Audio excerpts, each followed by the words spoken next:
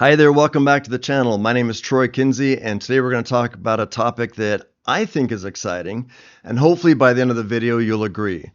Governance. I know it doesn't sound exciting, but bear with me. Let's start with a definition.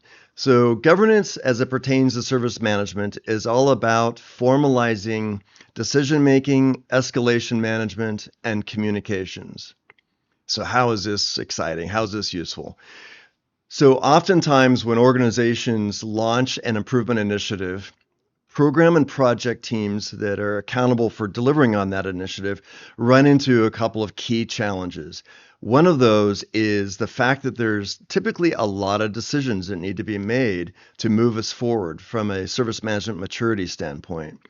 And oftentimes organizations really aren't set up or accustomed to making those kind of decisions.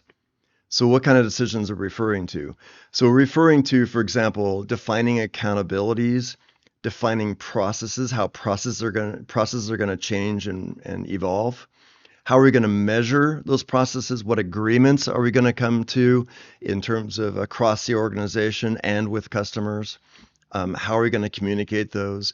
And very importantly, how do we ensure that we're communicating the why? And we've talked about that before, but the why is more important actually than the what and the how oftentimes, so that everyone understands why we're taking a certain path.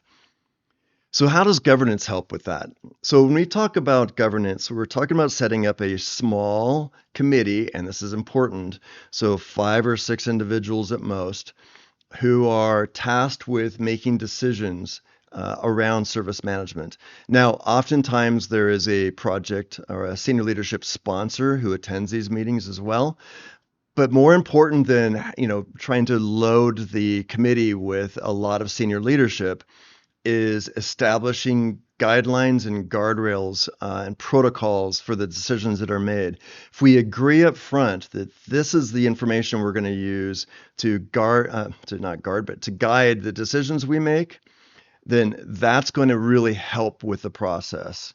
And so we agree with that up front. We establish how decisions are going to be made, and then subsequently how they're going to be communicated. So oftentimes what I'll do is I'll set up a governance meeting to be held on each week on a Thursday, and I'll ask project and program teams to gather and consolidate their pending decisions that need to be made, along with the pros and cons and recommendations and why, and then any kind of escalations and what other kind of material or pieces of information need to be shared with key stakeholders. And these are all consolidated, and we typically use templates to make that an easy process. And then what happens is those are disseminated to the committee members before the meeting is held. And then those are reviewed. We go through the meeting, we answer those based upon and make those decisions based upon the established criteria.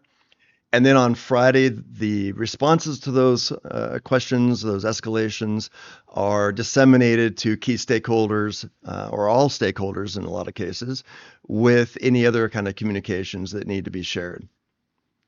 So I'll include an example of one of these decks in the description below.